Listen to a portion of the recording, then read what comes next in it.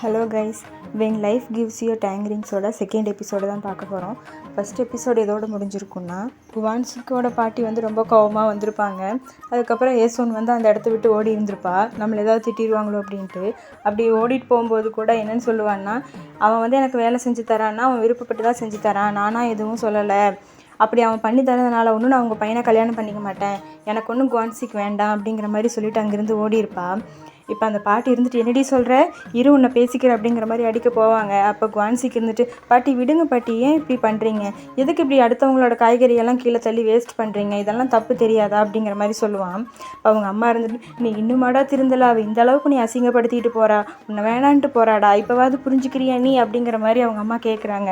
அப்போ இருந்துட்டு யோசிக்கிறான் இப்போ தான் குவான்சிக். அதுக்கப்புறமா அவங்க பாட்டி அவன் வந்து துரத்திட்டு போக விடலை. சரின்னு சொல்லிட்டு, வேண்டாம் பாட்டி விட்டுருங்க விட்டுருங்க அப்படிங்கிற மாதிரி சொல்கிறான். இனி எங்காச்சும் நம்ம கடைக்கு பக்கத்தில் அவள் கடை போட்டு கொடுத்தான்னு தெரிஞ்சுது, அவளுக்கு இருக்குது அப்படிங்கிற மாதிரி அவங்க பாட்டி திட்டிகிட்டே இருக்காங்க. அதுக்கப்புறம் குவான்சிக் தான் இருந்துட்டு அங்கேருந்து கிளம்பி போகிறான். மீனெல்லாம் விற்றது போக எப்போவுமே ஏசோனுக்காக மீன் வச்சுருப்பான். அதே மாதிரி ஒரு 2-3 மீன் எடுத்து அந்த கூடைக்குள்ளே போட்டு எடுத்துகிட்டு போயிட்டுருக்கான். இப்போது ஏசோன் தான் வந்து ஒரு இடத்துல உட்காந்துட்ருப்பான். அவங்க பாட்டி துரத்திட்டு வந்திருப்பாங்கல்ல, அதனால் போய் ஒரு இடத்துல உட்காந்துட்ருப்பான். இப்போ அந்த இடத்துக்கு குவான்சிக்கும் வரான். அவன் வந்து அந்த ஷூவை அங்கேயே விட்டு வந்திருப்பான். அவங்க பாட்டி துரத்திட்டு வந்தனால அவன் அந்த ஷூவை கையில் தான் எடுத்துகிட்டு வந்திருப்பான். எடுத்துகிட்டு வந்து ஏசோன் கால்லையும் போட்டி விடுறான், காலெல்லாம் தொடச்சி விட்டு. இப்போ ஏசோன் தான் சொல்கிறான், அப்போ சிப்பியும் சங்கு ஒன்றும் கிடையாதா, நீ மீன் விற்கிறவங்க பையன், நான் மீன் பிடிக்கிறவங்க பொண்ணு, இதில் என்னத்தை பெருசாக பார்த்துட்டாங்க உங்கள் பாட்டி, ரொம்ப பேசுகிறாங்க அப்படிங்கிற மாதிரி அவள் பாட்டுக்கு எந்திரிச்சு போயிட்டுருக்கா. அவன் ஷூ போட்டு விட்டதுக்கு ஒரு தேங்க்ஸ் கூட சொல்லலை, ஏன்னா இது வழக்கமாக நடக்கிறது தான். இப்போ அப்படியே அந்த மார்க்கெட்டை விட்டு வீட்டுக்கு போகிறதுக்காக அப்படியே 2 பேரும் நடந்து போயிட்டே இருக்காங்க. அப்போ தான் வந்துட்டு ஏசோன்னு சொல்கிறான், கூட ஒன்றா சுற்றுறதுனாலெல்லாம் கல்யாணம் பண்ணிக்க முடியாது, எனக்கு வந்து என்னோடய எதிர்பார்ப்பெல்லாம் இப்போ எனக்கு ஒரு கடை போடணும் காய்கறி விற்கிறதுக்கு, மற்றபடி கல்யாணத்துக்கோ புருஷனுக்கோ எல்லாம் நாளையில் உங்கள் பாட்டி சொல்கிற மாதிரி அப்படிங்கிற மாதிரி சொல்லிகிட்ருக்கா. யார் சொன்னாலும் நான் உன்னை மட்டும் கல்யாணம் பண்ணிக்கவே மாட்டேன், நீ எனக்காக என்ன பண்ணாலும் சரி, உன்னை நான் கல்யாணம் பண்ணிக்கிறதாவே இல்லை அப்படிங்கிற மாதிரி சொல்லிவிட்டு, நான் வந்து அந்த சியோலில் இருக்கிற ஒருத்தனை தான் நான் கல்யாணம் பண்ணுவேன் அப்படிங்கிற மாதிரி சொல்லிகிட்ருக்கா. எங்கள் அம்மா அப்பா 2 பேருமே இந்த கடலில் தான் இருந்தாங்க, எனக்கு இந்த கடல் அலைகளை பார்த்தாலே அவ்வளோ எரிச்சலாக வருது, அதுவும் இல்லாமல் கவிதையை பற்றி தெரியாத உன்னை நான் கல்யாணம் பண்ணிக்கவே மாட்டேன் அப்படிங்கிற மாதிரி சொல்லிகிட்ருக்கா. அதுக்கப்புறம் குவான்சிக்கும் அமைதியாகவே வரான். அப்போ அவளும் இருந்துட்டு, இப்போ நீ ஏன் அமைதியாக வர, வாய்க்கு ஏதாவது பூட்டு போட்டியா என்ன அப்படிங்கிற மாதிரி திட்டிகிட்ருக்கா. அப்போ குவான்சிக், ஃபஸ்ட்டு என் ஜோப்லேருந்து கையெடு, போய் அந்த சியோல்லையே யாராச்சும் பார்த்து கல்யாணம் பண்ணிக்கோ, என் ஜோப்பில் எதுக்கு கை விட்டுட்டு வந்துட்டுருக்க அப்படிங்கிற மாதிரி சொல்கிறான்.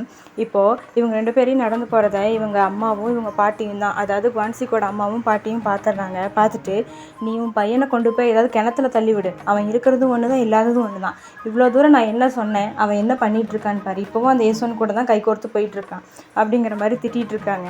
அப்போது அவனோட அம்மா என்ன சொல்கிறாங்கன்னா, பரவாயில்ல விடுங்க, சின்ன பசங்க தானே, கொஞ்சம் பெருசானோடனே அவங்களே வந்து திருந்திப்பாங்க, அதுக்கப்புறம் அவங்க 2 பேரே பிரிஞ்சு போயிடுவாங்க, நம்ம ஓவராக அவங்கள வந்து கண்ட்ரோல் பண்ணக்கூடாது அப்படிங்கிற மாதிரி சொல்கிறாங்க. இப்போ அப்படியே அவங்க 2 பேர் நடந்து போயிட்டுருக்கும்போது ஏசோன் தான் சொல்கிறான், உனக்கு நான் நிறையா கடமைப்பட்டிருக்கேன், ஏன்னா இந்த மாதிரி நல்ல மீனெல்லாம் நீ எங்களுக்கு இலவசமாக தர பற்றியா அப்படிங்கிற மாதிரி சொல்கிறான். இப்போ குவான்சிக்கு இருந்துட்டு, நான் என்ன பரிதாபப்பட்டு உனக்கு நான் மீன் தரனால நீ என்னை முட்டாளுன்னு நினச்சிட்டியா அப்படிங்கிற மாதிரி கேட்குறான். அப்புறம் எதுக்கு தர சொல்லு அப்படிங்கிற மாதிரி ஏசோன் கேட்குறா. அவன் எதுவுமே பேசாமல் வரான். என் கண்ணை பார்த்து நீ மனசுக்குள்ளே என்ன நினைக்கிறேன்னு இப்போவாது சொல்லி தொல்லடா அப்படிங்கும்போது அவன் என்ன பண்ணிடுறான்னா ஏசோனுக்கு அப்படியே முத்தம் கொடுத்துட்றான். அப்போ ஏசோன் வந்துட்டு அவளுக்கு ஒரு மாதிரி அதிர்ச்சி ஆகிடுச்சு.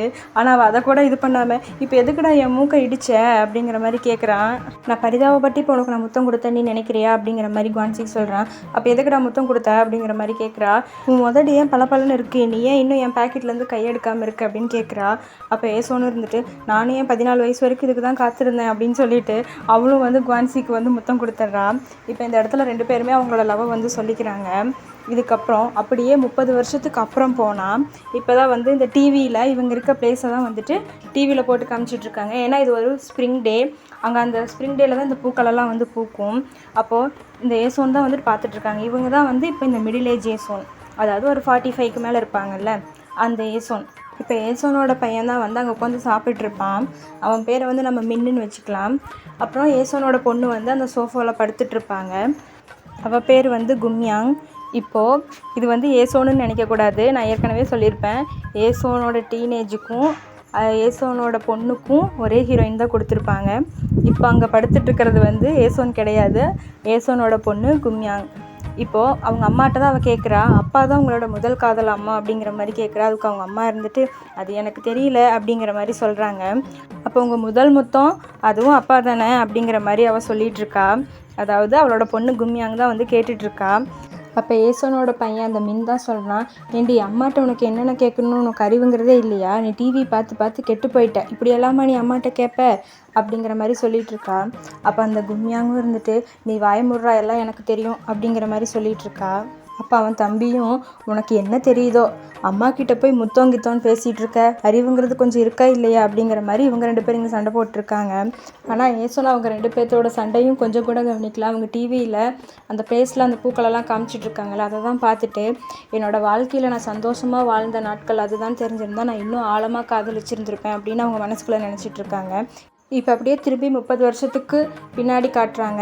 இப்போ 2 பேரும் லவ் சொல்லியிருப்பாங்கல்ல, அந்த சந்தோஷத்தில் தான் ஏசோன் வந்துட்டு பாட்டு பாடிட்டு ஜாலியாக டான்ஸ் ஆடிட்டு அவங்க வீட்டுக்கு வரா. ஏசோனுக்கு வந்து ஒரு தம்பியும் ஒரு தங்கச்சியும் இருந்திருப்பாங்கல்ல, அந்த தம்பிக்கு சாப்பாடு ஊட்டி விட்டுட்டு எங்கடா தங்கச்சியை காணோம் அப்படின்னு தம்பிக்கிட்ட கேட்டுட்ருக்கா. அப்போ உள்ளே ஒளிஞ்சிருக்காளா, சரி நான் அவள் உள்ளே போய் பார்க்குறேன், இன்றைக்கி அக்கா ரொம்ப சந்தோஷமாக இருக்கேன் தெரியுமா அப்படிங்கிற மாதிரி அவள் தங்கச்சியை தேடிட்டு உள்ளே போயிட்டுருக்கா. எங்கடி இருக்க, இரு நான் உன்னை கண்டுபிடிக்கிறேன், இங்கே தான் ஒளிஞ்சிருக்கியா அப்படின்னு சொல்லிட்டு அந்த ஸ்க்ரீன் மாதிரி இருக்குல்ல அதை தான் வந்துட்டு ஓப்பன் பண்ணி பார்க்குறா. பார்த்தா அவளுக்கே ரொம்ப ஷாக்கு. ஏன்னா அவங்க அப்பா இருப்பார்ல, அதோட ஏசோனோட 2வது அப்பா, அவர் வேற ஒரு பொண்ணு கூட அந்த ஸ்க்ரீனுக்குள்ளே உட்காந்துட்ருக்காரு. ஏசோனுக்கு வந்து ரொம்ப அதிர்ச்சியாக இருக்குது, என்னடா இது இவராக இப்படி பண்ணிகிட்ருக்காரு அப்படின்னு. இப்போது அவங்க 2 பேரும் வசமாக மாட்டிக்கிட்டாங்க ஏசோன்கிட்ட. ஆனால் ஏசோனால் என்ன பண்ண முடியும், அவள் சின்ன பொண்ணு தானே, அவள் நைட்டு தூங்கிட்டுருக்கா. அவங்க 2 பேரும் பேசிக்கிற சவுண்டு ஏசோனுக்கு கேட்குது. ஏசோன் வந்து தூங்கலை, அவள் முழிச்சிட்டு தான் இருந்திருப்பாள். இப்போ அந்த லேடி வந்து என்ன சொல்கிறான்னா, நீ ஏன் ஏசோனுக்கு பயப்படுற, அவகிட்ட நீ சொல்ல வேண்டியது தானே, அவள் தான் நம்மளுக்கு பயப்படணும், நீ எதுக்கு அவளுக்கு பயப்படுற அப்படிங்கிற மாதிரி சொல்லிகிட்டு இருக்காங்க. அப்போ அவரும் இருந்துட்டு நீ அமைதியாக இரு, ஏன் இப்படி பேசிகிட்டு இருக்க அப்படிங்கிறாரு. நான் ஏன் அமைதியாக இருக்கணும், இன்னும் அடுத்த வருஷம் இன்னும் இறங்கும்போது அப்படிங்கும்போது அவர் வந்து வாயில் கை வச்சு மூடிடுறாரு. நீ எதுவும் பேசாத, அமைதியாக இரு, நான் ஏசோன்கிட்ட பேசிக்கிறேன் அப்படிங்கிற மாதிரி சொல்கிறாரு. இப்போ ஏசோன் தான் அவங்க பாட்டி வீட்டில் அவங்க பாட்டி முன்னாடி உட்காந்துட்ருக்கா. இந்த மாதிரி நடந்ததை பூரா எடுத்து சொல்லிவிட்டு நான் இனிமேல் இங்கேயே இருக்கேன், இங்கிருந்தே ஸ்கூல் போகிறேன் அப்படிங்கிற மாதிரி சொல்லிகிட்ருக்கா. அவங்க சித்தப்பா இருந்துட்டு உங்கள் அம்மாவும் இறந்துட்டாங்க, அவனும் வேறு ஏதோ பொம்பளை கூட்டிகிட்டு வந்து வச்சுருக்கான்னு சொல்கிற, இப்போது நீயும் வந்து இங்கே உட்காந்துட்டினா நாங்கள் என்ன பண்ணுறது, நாங்கள் ஏற்கனவே கஷ்டத்தில் இருக்கோம், எங்களுக்கு 10 பைசா கொடுக்குறக்கு ஆள் இல்லை, இதில் நான் உன்னையும் வேறு வளர்த்தணுமான்னு சொல்லிட்டு இருக்கும்போது அவங்க பாட்டி இருந்துட்டு ஒரு குச்சியை தூக்கி அவங்க பையன் மேலேயே போடுறாங்க. நீ அவனுக்கு சப்போர்ட் பண்ணுறதுனால தான் அவள் இப்படி இருக்கா அப்படிங்கிற மாதிரி சொல்லி திட்டிகிட்டு இருக்காங்க. இப்போ ஏசோன் அப்படியே அவங்க வீட்டுக்கு போயிருப்பா. அங்கே போய் பார்த்தா அவங்க அம்மா ஃபோட்டோலாம் கழட்டி கீழே வச்சுருக்கு. இப்போ ஏசோனுக்கு தான் கோவம் வந்து, எங்கள் அம்மா ஃபோட்டோவிலலாம் உங்களை யார் கை வைக்க சொன்னது, உங்களுக்கு சம்மந்தமே இல்லாத பொருளெல்லாம் நீங்கள் ஏன் தொடுறீங்க அப்படிங்கிற மாதிரி திட்டிகிட்டு இருக்கா. இப்போ அவங்களும் இருந்துட்டு இனிமேல் நான் தான் இங்கே இருக்க போகிறேன், இங்கே எனக்கு பிடிச்சது தான் இருக்கும், நான் என்ன நினைக்கிறேனோ அதுதான் இங்கே இருக்கும், நீ எல்லாம் இங்கே எதுவும் பேசக்கூடாது அப்படிங்கிற மாதிரி சொல்லிடுறாங்க. இப்போ ஏசோனுக்கு கோவம் வந்து திருப்பி அவள் தங்கச்சி தம்பிக்கிட்ட, ஏன்டா அம்மா ஃபோட்டோவை கழட்டி வைக்கிறாங்க, நீங்கள் கூட எதுவுமே சொல்லாமல் அமைதியாக இருந்தீங்களா அப்படின்னு சொல்லிவிட்டு அவங்க அப்பாவையும் பார்க்குறான். உங்கள் மேலே ஏதோ கொஞ்சம் கூட மரியாதை இருந்துச்சு, நீங்களும் ஏன் இப்படி பண்ணுறீங்க, அம்மா ஃபோட்டோவை கழட்டி வைக்க நீங்கள் ஏன் இப்படி பண்ணீங்க, எதுக்கு இப்போ எருமை மாடு மேலே மழை பெஞ்ச மாதிரி அமைதியாக உட்காந்துட்ருக்கீங்க, ஏதாவது சொல்லுங்கள் அப்படிங்கிற மாதிரி சொல்லி திட்டிகிட்டு இருக்கா. இப்போ அந்த பின்னாடி இருக்க பொம்பளை தான் இருந்துட்டு, பார்த்தீங்களா இப்போவே பசங்க உங்ககிட்ட எல்லாம் சொல்லி இந்த குடும்பத்தை பிரிக்க நினைக்கிறா, இவ சொல்கிறத நீங்கள் எதுக்கு கேட்டுட்ருக்கீங்க அப்படிங்கிற மாதிரி சொல்லிகிட்டு இருக்கா. இப்போ அவங்க வீட்டுக்காரும் இருந்துட்டு உன் மேலே தான் தப்பு, நீ எதுக்கு 4 ஐஸ் வாங்கினேன், 5 ஐஸ் வாங்கியிருக்கணும் இல்லை நீ, அதுதான் தப்பு அப்படிங்கிற மாதிரி சொல்கிறாங்க. நான் ஏன் இவளுக்கெல்லாம் ஐஸ்கிரீம் வாங்கி தரணும், என்னாலலாம் வாங்கி தர முடியாது அப்படிங்கிற மாதிரி சொல்லிடுறான் அந்த லேடி. இப்போ ஏசோன் தான் அவங்க அப்பாவை பார்த்துட்டு, சரி எனக்கு கொடுக்க வேண்டிய காசு கொடுங்க, நான் இப்போவே இங்கேருந்து கிளம்புறேன் அப்படிங்கிற மாதிரி சொல்கிறா. அவங்க அப்பாவும் முழிச்சிட்டு இருக்காரு. அப்போ அந்த லேடி இருந்துட்டு, என்னது இவரு உங்ககிட்ட காசு வாங்கினாரா, என்னையா இவக்கிட்ட நீ காசு வாங்கினியா என்ன அப்படிங்கிற மாதிரி அந்த லேடி கேட்குறா. அப்போ அவரும் இருந்துட்டு நான் காசெல்லாம் எதுவும் வாங்கலை அப்படிங்கிற மாதிரி சொல்லிட்டு முழிச்சிட்டு இருக்காரு. அப்போ ஏசோன் தான் இருந்துட்டு அவங்க அப்பாவை பார்த்துட்டு, நீங்கள் தானே சொன்னீங்க தங்கச்சி தம்பியை வளர்த்துருக்கு நான் ஹெல்ப் பண்ணால் எனக்கு காலேஜ் போக காசு தரேன்னு சொன்னீங்கல்ல, கொடுங்க இப்போவே காசு கொடுங்க, நான் இங்கேருந்து கிளம்புறேன் அப்படிங்கிற மாதிரி சொல்லிட்டு நின்றுட்டுருக்கா. அப்போ அந்த லேடி இருந்துட்டு, இவர் காசு தரேன்னு சொன்னார் நீ நம்பினியா, அவன் என்கிட்ட காசு வாங்கிட்டு தான் திருப்பி தர முடியாமல் என்ன கல்யாணம் பண்ணியிருக்கான், இதில் உன் காசை வேறு திருப்பி தந்துடுவானா, உனக்கு இருக்க இடம் கொடுத்ததே பெருசு, இதில் உனக்கு காலேஜுக்கெல்லாம் காசு தருவாங்களா, அதெல்லாம் தர முடியாதுன்னு சொல்லிடுறாங்க. இப்போ ஏசோனுக்கு நல்லா புரியுது அந்த ஆள் நல்லா விளையாமாற்றிட்டாருன்னு. இப்போ அவள் என்ன பண்ணுறான்னா நேரம் அவங்க சித்தப்பா வீட்டுக்கு தான் வரா. வந்து அவங்க சித்தப்பா கிட்ட உட்காந்துட்ருக்கா. அப்போ அவங்க சித்தப்பா சொல்கிறாரு, இங்கே பாருமா எங்கள் குடும்பமே இங்கே கஷ்டத்தில் ஓடுது, உங்கள் அண்ணாவே காலேஜெல்லாம் போகல, பொம்பளை பிள்ளை நீ படித்து என்ன பண்ண போகிற, இங்கே பாரு எனக்கு தெரிஞ்ச ஃபேக்ட்ரி ஒன்று இருக்குது, நான் உன்னை அங்கே வேலைக்கு சேர்த்து விடுறேன், நீ அங்கே போய் வேலைக்கு போ, 2 வருஷம் வேலை செய், அதில் காசு கிடைக்கும், அந்த காசில் பாதி எங்களுக்கு கொடுத்துரு, பாதி உன் படிப்பு செலவுக்கு வச்சுக்கோ அப்படிங்கிற மாதிரி சொல்கிறா. இப்போ தான் அவளுக்கு அவங்க அம்மா சொன்னது ஞாபகம் வருது. எல்லாருமே நம்மளை யூஸ் பண்ணிக்க தான் பார்க்குறாங்க அப்படின்னு அவளுக்கு நல்லாவே புரியுது. இனிமேல் இவங்கக்கிட்ட பேசி எதுவுமே ஆக போகிறதில்ல, நாமளே பார்த்துக்கலாம் அப்படிங்கிற மாதிரி உட்காந்துட்ருக்கா. அவங்க சித்தப்பாவும் இருந்துட்டு சொல்லிகிட்டே இருக்காரு. ஆனால் ஏசோன் கேட்குற மாதிரி இல்லை. அவள் அங்கேருந்து எந்திரிச்சு வந்துடுறா. இப்போ ஏசோன் தான் நேராக குவான்சிங் வீட்டுக்கு தான் வந்திருப்பான். அவனும் வெளியே நின்றுட்டு இருந்திருப்பான். அவங்ககிட்ட வந்து கேட்குறா, உங்கள் வீட்டில் எத்தனை ரூம் இருக்குது, உங்கள் பாட்டிக்கிட்ட சொல்கிறையா, நானும் உங்கள் வீட்டிலையே இருந்துக்கிறேன் அப்படிங்கிற மாதிரி கேட்பான். கேட்டுட்டு அப்படியே ஓன்னு அழுக ஆரம்பிச்சிருவான். அப்போ குவான்சிக்கு தான் இருந்துட்டு, உன்னை யாரும் கோவப்படுத்தினது, நீ ஏன் அழுகிற அப்படிங்கிற மாதிரி கேட்பான். அப்போது ஏசோன்னு சொல்கிறான், என் தங்கச்சியும் என் தம்பியும் அந்த பொம்பளை பேச்சை கேட்டுட்டு அந்த பொம்பளை கூடயே இருந்துட்டாங்க. என்னோடய பாட்டியோட குடும்பமும் கஷ்டத்தில் இருக்குது. இப்போ எனக்கு யாருமே இல்லை, நான் ஒரு அனாதை ஆகிட்டேன், என்னை யாருக்குமே பிடிக்க மாட்டேங்குது. இந்த ஏசோன் மேலே அக்கறை காமிக்கிற ஒரே ஆள் நீ மட்டும்தான் அப்படின்னு சொல்கிறா.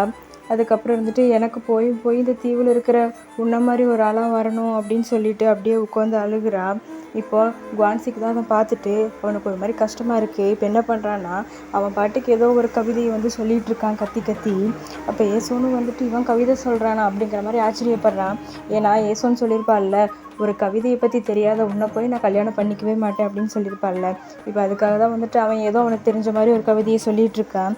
பேச வந்து எழுந்திரிச்சு, டே முதல் வாயை மூடுறா, இல்லைன்னா வச்சுக்க வாயிலேயே அடிச்சிருவேன். என்னடா ஒன்று நீ பாட்டு குளறிட்டு இருக்க, நீ பாட்டுக்கு ஏதோ ஒன்று உளறினா அது கவிதை ஆயிருமா?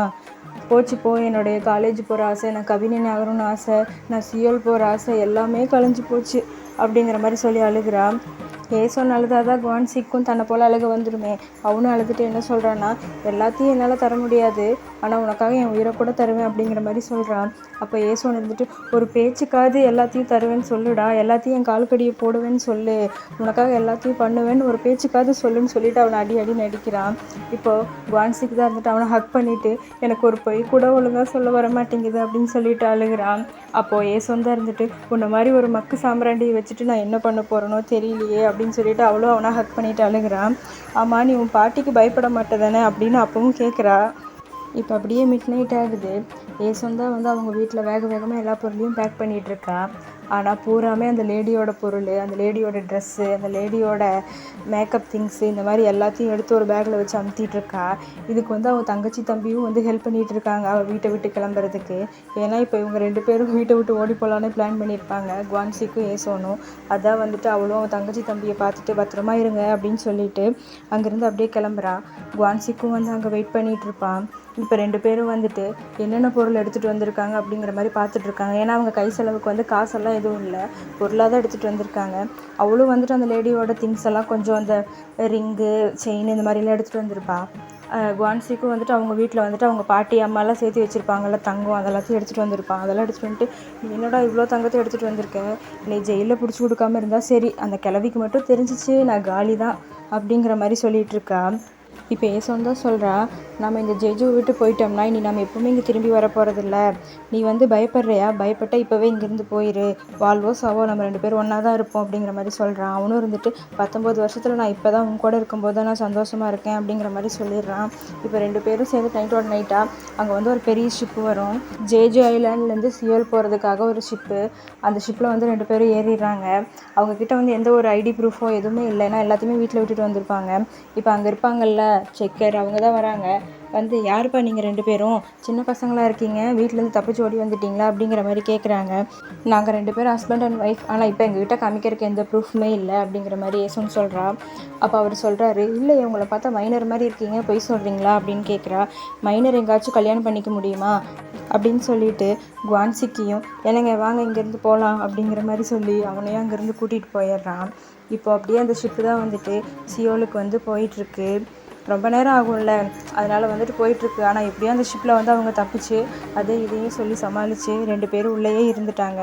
இப்போ வந்துட்டு சியோலையும் போய் ரீச் பண்ணிடுறாங்க 2 பேரும். ஆனால் அவங்க கையில் வந்து எந்த ஒரு காசும் இல்லை செலவு பண்ணுறதுக்கு, பொருளாக தான் வச்சுருக்காங்க. இந்த பொருளை விற்கிறதுக்காக வந்து அடகு கடைக்கும் போகிறாங்க. ஆனால் அங்கே வந்து இவங்களுக்கு ப்ரூஃப் கேட்குறாங்க, அந்த நகையோட பில்லு இந்த மாதிரி ஏதாவது இருக்கும்ல, அந்த மாதிரி ஏதாவது ப்ரூஃப் கேட்குறாங்க. இல்லைன்னா உங்கள் 2 பேர்த்தோட ப்ரூஃப் அது கொடுங்கன்னு சொல்லி கேட்குறாங்க. அவங்க 2 பேரும் அமைதியாகவே நின்றுட்டுருக்காங்க. அவங்க கேட்குறாங்க, இது என்ன திருட்டு நகையா அப்போ அப்படின்னு கேட்குறாங்க. இல்லை திருட்டு நகை இல்லை, நாங்கள் 2 பேரும் வீட்டை விட்டு ஓடி வந்துட்டோம், இது வீட்டிலேருந்து எடுத்துகிட்டு வந்த நகைகள் தான் அப்படிங்கிற மாதிரி சொல்கிறாங்க. அப்படின்னாலாம் நான் எடுத்துக்க மாட்டேன், நீங்கள் இதெல்லாம் எடுத்துகிட்டு போங்க, எனக்கு ப்ரூஃப் இருந்தால் தான் எடுத்துப்பேன், இல்லைன்னா நான் தான் போலீஸ்கிட்ட மாட்டணும் அப்படிங்கிற மாதிரி சொல்லி அனுப்பி விட்டுறாங்க. இப்போ என்ன பண்ணுறாங்கன்னா, சரி ஏதாவது ரூம்லையாவது போய் தங்கிக்கலாம் ஹோட்டல் ரூமில் அப்படின்னு சொல்லிட்டு வேறு ஹோட்டல் ரூமுக்கு தான் போகிறாங்க. இன்றைக்கி ஒரு நைட் மட்டும் தங்கிக்கிறதுக்கு எங்களுக்கு பர்மிஷன் கொடுங்கன்னு சொல்லி கேட்குறாங்க. எங்ககிட்ட பணம் எதுவும் இல்லை, அதுக்கு பதிலாக இந்த நகையை வச்சுக்கோங்கன்னு சொல்லிட்டு ஒரு மோதிரத்தை எடுத்து கொடுக்குறாங்க. அப்போவும் அந்த ஹோட்டல்காரர் இருந்துட்டு, இல்லை இது திருட்டு நகையாக கூட இருக்கலாம், நான்லாம் வாங்க மாட்டேன், உங்களை மாதிரி ஆளுங்களுக்கெல்லாம் நான் கண்டிப்பாக கொடுக்க மாட்டேன், இப்படி தான் டீசெண்டாக வருவாங்க, அப்புறம் எல்லாத்தையும் திருட்டிட்டு போயிடுவாங்க, இங்கேருந்து ஃபஸ்ட்டு கிளம்புங்கன்னு சொல்லி அனுப்பிடுறான்.